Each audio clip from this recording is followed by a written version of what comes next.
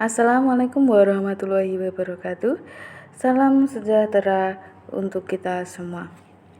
Oke, semoga kalian masih semangat dalam mengikuti MPLS online kali ini dan jangan bosan-bosan untuk menonton dan mengikuti semua materi yang disampaikan oleh pemateri kita.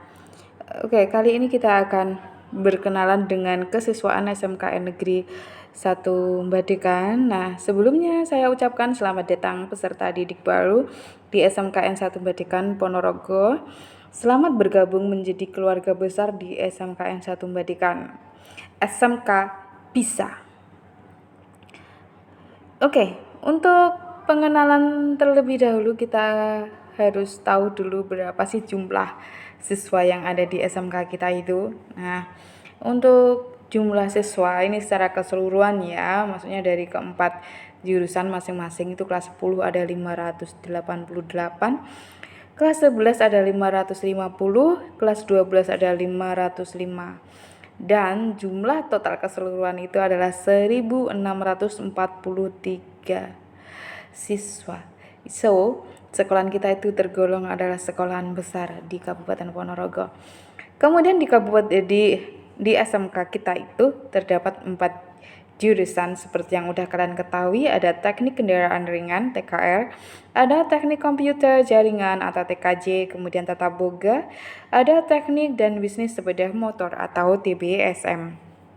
Nah, masing-masing jurusan itu ada berapa kelas sih gitu kan. Jadi dari jurusan TKR dari kelas 10, 11, 12 itu masing-masing punya 6 kelas.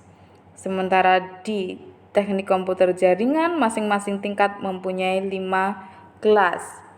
Di tata boga masing-masing tingkat ada 2 kelas. Di TBSM masing-masing tingkat itu ada 2 kelas. Nah, yang penting banget dari materi kali ini adalah tentang tata tertib sekolah yang berlaku di SMKN 1 Badekan. Oke, yang menjadi ciri khas dari SMKN Negeri 1 Badekan itu adalah tentang sistem reward dan punishment atau sistem poin. Jadi sistem poin yang berlaku di SMKN 1 Badekan itu adalah ada punishment dan juga ada reward. Jadi ada hukuman dan juga ada penghargaan seperti itu. Oke, sementara itu kita akan ketahui dulu tentang struktur organisasi SMK Negeri 1 Badekan di atas sendiri. Itu pasti akan diketuai oleh seorang kepala sekolah. Nah, kepala sekolah kita itu beliau bernama Dr. Andes Uditias Arinto MM. So, ketika kalian pertama kali menonton video pembukaan, beliau adalah Dr. Andes Uditias Arinto MM.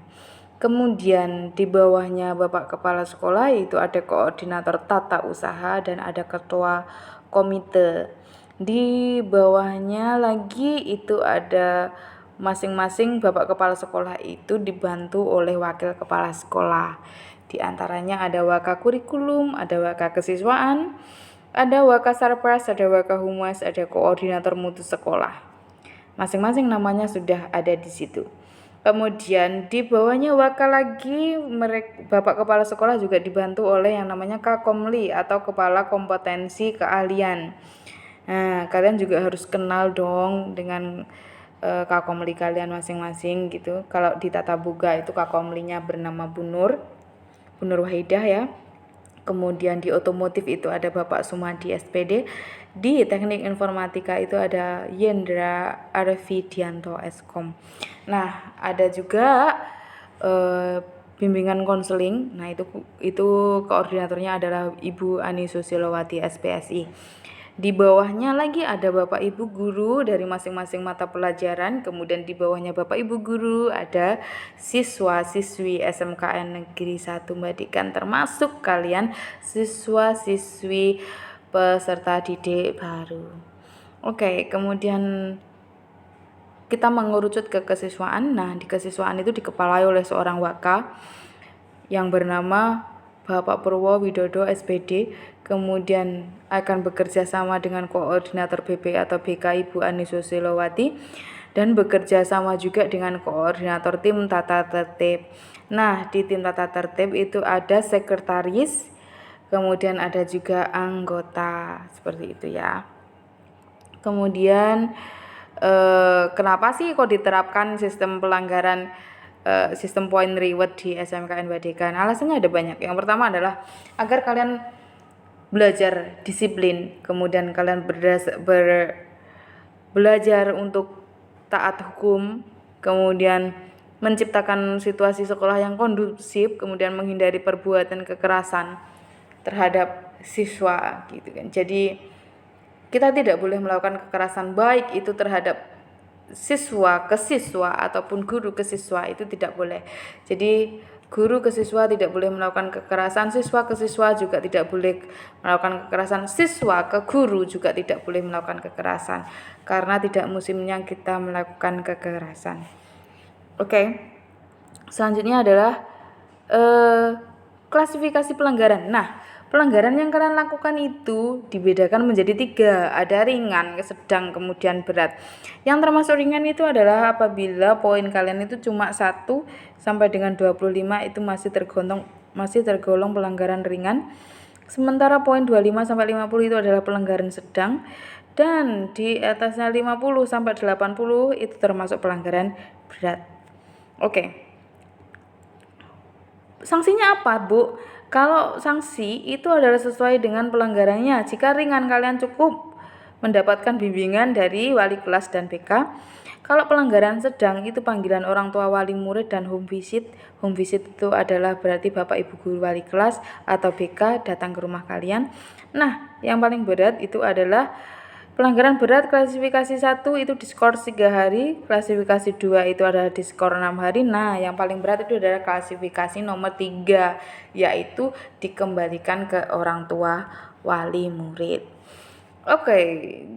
Terus penghitungannya gimana, Bu? Itu dicatat. Semuanya tercatat di sistem komputerisasi di kesiswaan. Dan itu dihitungnya adalah dimulai dari awal semester sampai akhir semester.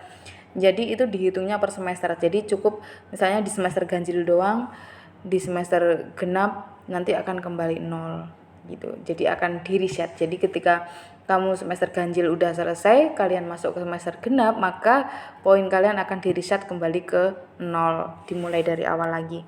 Oke, selanjutnya adalah tentang bentuk-bentuk pelanggarannya apa aja.